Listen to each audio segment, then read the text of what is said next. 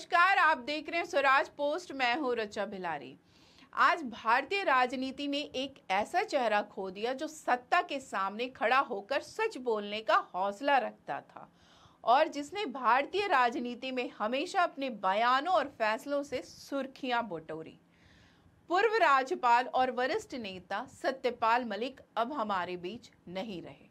लंबी बीमारी के बाद दिल्ली के राम मनोहर लोहिया अस्पताल में उनका आज निधन हो गया। वे 77 साल के थे। उनकी मौत केवल एक राजनेता की मृत्यु नहीं बल्कि एक बेबाक, निर्भीक और सत्ता विरोधी आवाज का अंत भी है। उनका जीवन कितना रोमांचक और विवादों से भरा है, ये जानकर आप हैरान रह जाएंगे। वह नेता जो राज्यपाल रहते हुए भी सरकार की आलोचना करने से नहीं चूका। तो आज के इस विशेष कार्यक्रम में हम बात करेंगे सत्यपाल मलिक के जीवन संघर्ष, उनकी राजनीतिक सफर और उन तमाम घटनाओं की जिन्होंने उन्हें भारत की राजनीति में एक अनोखी जगह दी। सत्यपाल मलिक का जन्म 24 जुलाई 1946 को उत्तर प्रदेश के बागपत जिले के हिसावाड़ा गांव में एक साधारण किसान परिवार में हुआ था। उनका बचपन ग्रामीण परिवेश में बीता, जहां उन्होंने खेती किसानी की मुश्किलों को करीबी से देखा और समझा।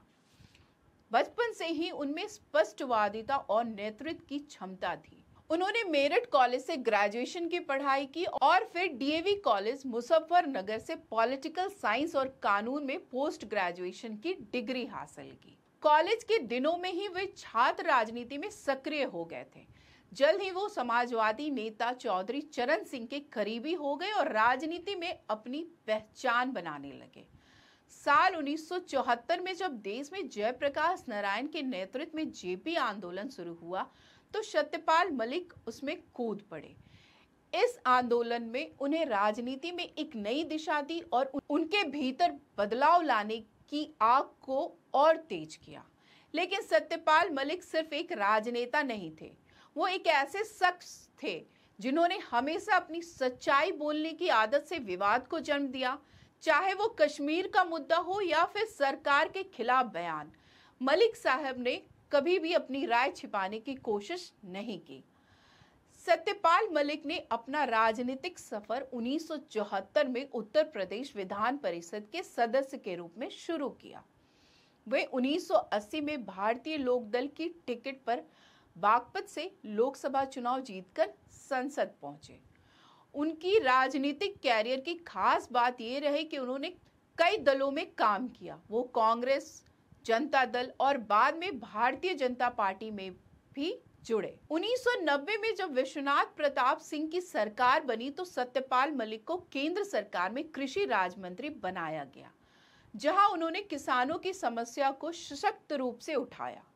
उनका राजनीतिक सफर चाहे किसी भी पार्टी में रहा हो, लेकिन उनकी एक पहचान हमेशा रही, वो कभी अपने विचारों से समझौता नहीं करते थे। 2017 में उन्हें बिहार का राज्यपाल नियुक्त किया गया। फिर 2018 में उन्हें जम्मू कश्मीर का राज्यपाल बनाया गया। यहां से शुरू हुआ उनका सबसे महत्वपूर्ण और विवादास्पद कार्यकाल।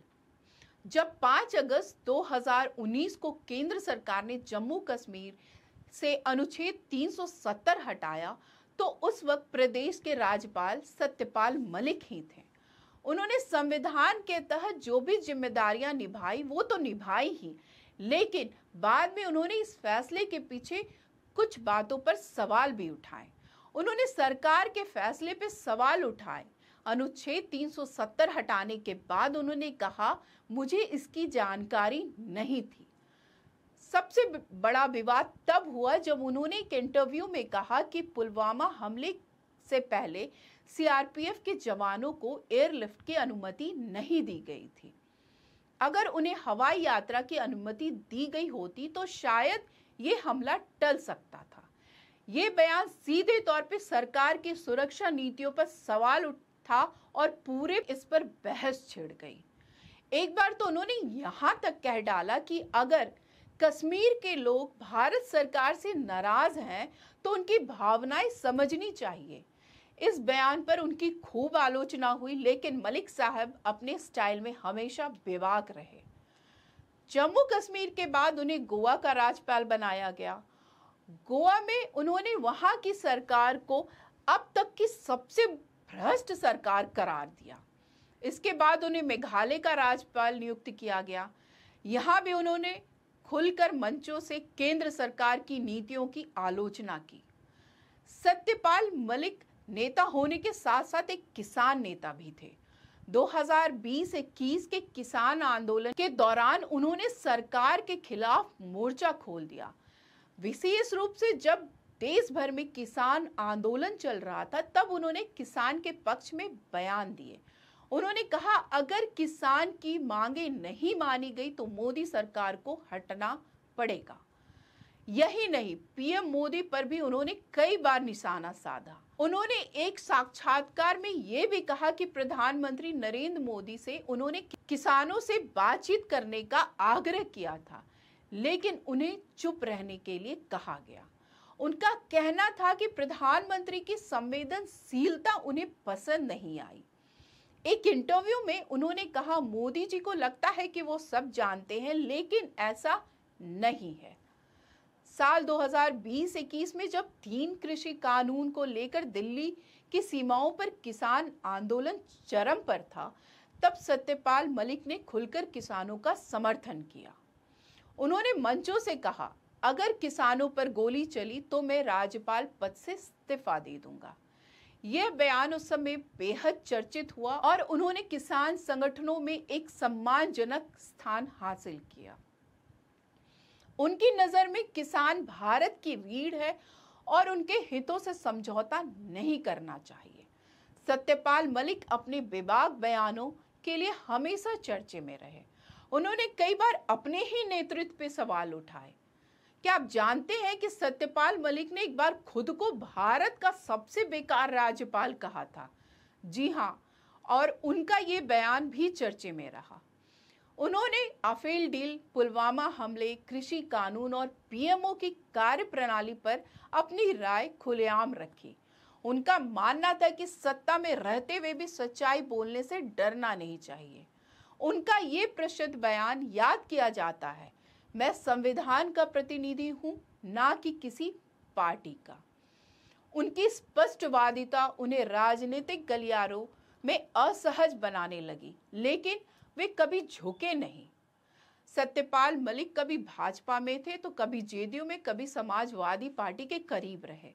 उन्होंने कभी भी अपनी राजनीतिक विचारधारा को एक खांचे से नहीं बांधा।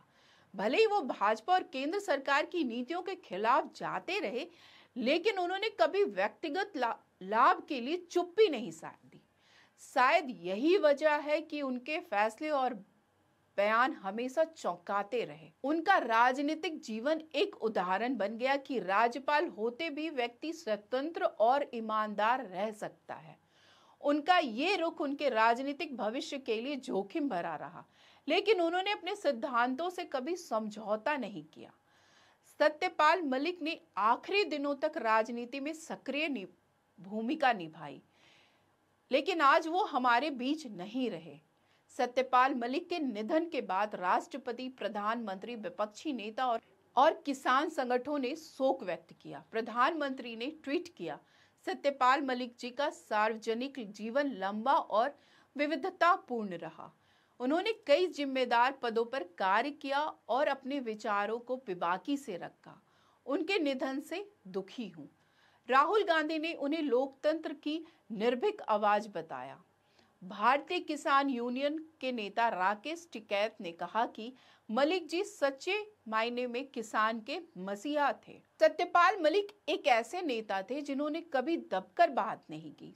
चाहे सत्ता पक्ष हो या विपक्ष, उन्होंने हमेशा अपनी बात रखी। आज उनके जाने से भारतीय राजनीति ने एक बेबाक आवाज खो दी है। उनके परिवार और समर्थकों के प्रति हमारी गहरी संवेदनाएं।